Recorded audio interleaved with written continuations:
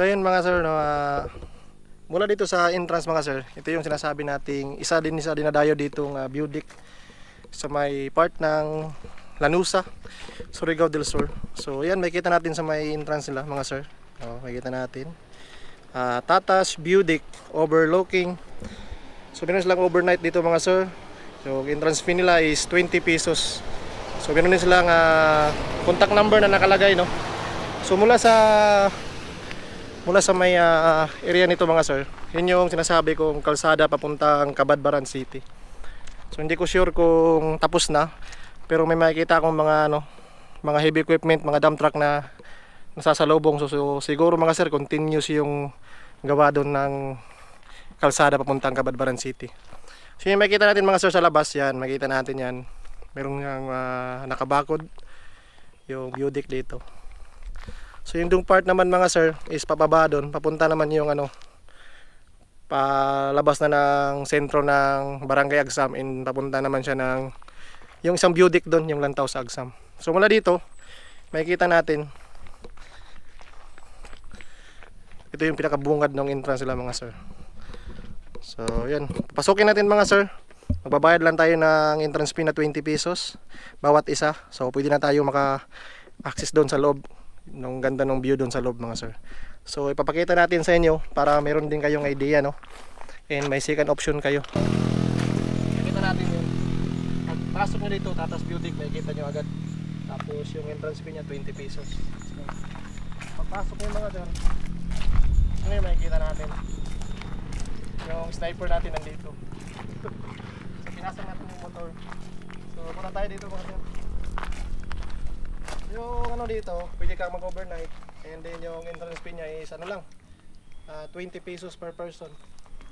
So may makita tayo dito mga nya.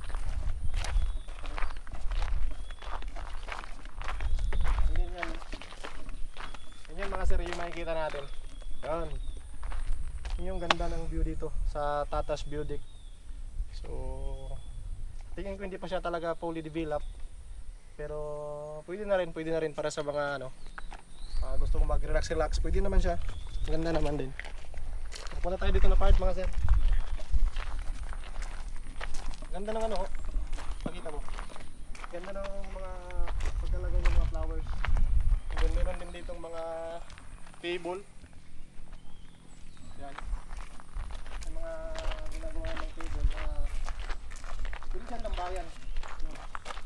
Hindi ka magtambay dito, hindi kapi-kapi ka, chill ka dito pag sama ng mga mo, pag mayroon kang partner, pwede ka dito.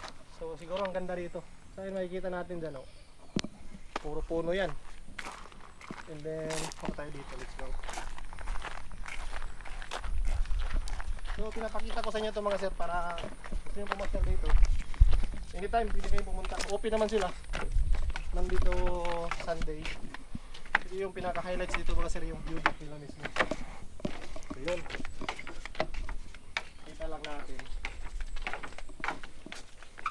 So yun mga sir, makikita natin yung ganda ng view. So tanaw natin yung Lanusa Bay. Yun. So ganda. Tapos dito naman, so makikita natin yung ganda ng mga sir, punong-puno ng kahoy. Wala talaga, naka-preserve talaga yung na area na to. Yun. Tapos pakita natin dito sa baba. Yan. Meron din silang dyan, mga flowers na nilagay. And then dito mga sir, yan yung makikita natin. So hindi naman kasi meron din pwedeng tambayan doon na cottage nila, parang kubo. And then meron din dong tindahan pag gusto nyo mag-snacks.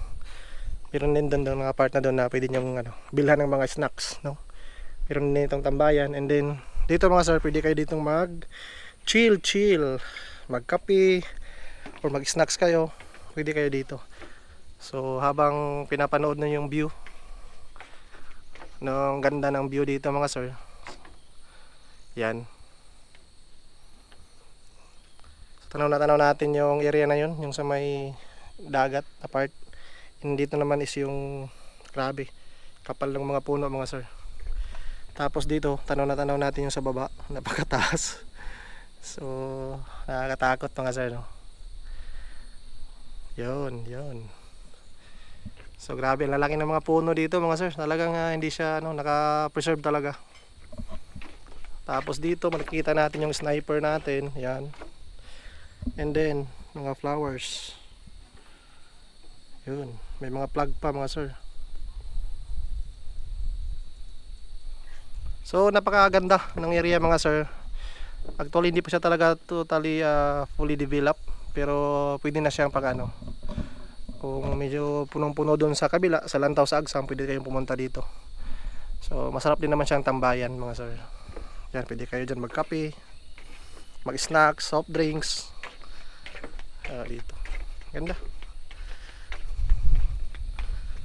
Pakita lang natin sa inyo yung view mga sir, no? Kalula mga sir, taas. So grabing taas mga sir. Yan. So di ko sure kung anong lugar na yun, pero grabe. Ganda tingnan sa mata. Kasi green na green yung area. Halata talaga na naka-preserve yung area. Wala man lang akong makikitang mga puno na natumba mga sir, no? Tapos doon naman na part is yung part naman ng dagat. So ganda mga sir.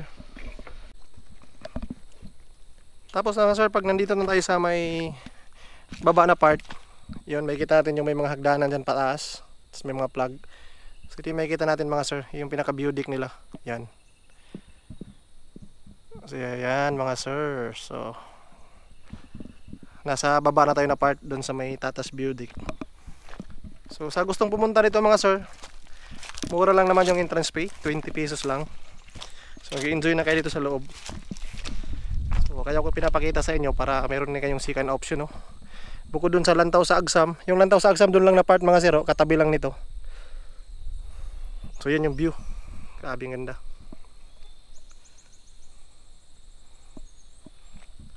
Overlooking din siya. So hindi pa siya talaga totally fully developed, pero goods na siya pang in case na puno dun sa kabila, pwede kayong pumunta dito. So yun yung mga view dito mga sir sa Tatas View Deck. So let's go. So yun mga sir, akit na tayo doon sa nakakahingal mga sir. So yun yung pinaka nila, entrance kayo na kung pinasukan natin yung motor natin, si Sniper. So yun lang mga sir, simple lang naman siya. Simple lang naman yung dito, yung view niya. Pero goods na rin, pang alternatiba, no? Puntaan natin dito yung nila, pinaka kubo-kubo.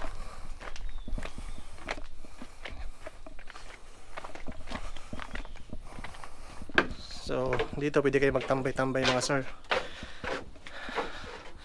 Habang habang nagpapalamig, nag-i-snacks kayo.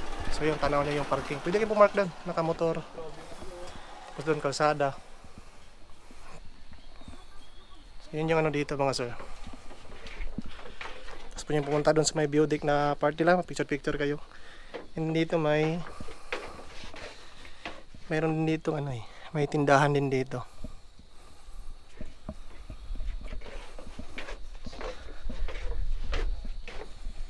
So baba na tayo mga sir. Yun lang naman. Yung next ko lang yung Tatas View Deck. At least pag gusto nyo rin pumasyal dito, may idea na kayo, no? From Lantaw sa Agsam View Deck siguro mga 1 minute to 2 minutes lang yung biyahe niya. Yan. So maganda rin dito mga sir, no? Nakaka-relax habang nakaupo kayo dito sa kahoy na table na ginawa nila.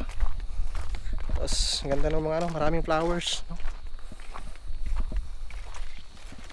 Sakit natin. Flex natin ulit yung view. So meron dun sa part ng mga sir, may ginagawa na rin na parang view deck din dun, no? Parang din-develop din nila. So di ko sure kung isa lang din yung may-ari dun sa kabila. So yan, yun yung pinaka view deck. Pwede ka mag picture dun, kukuha ka ng mga, pwede ka magpalipad ng drone dun mga sir pag may drone ka. Ganda dun. Pwede kayo magdala ng snacks or magkape kayo doon. Pwede. So yun. Yung view dito sa Tatas View Deck.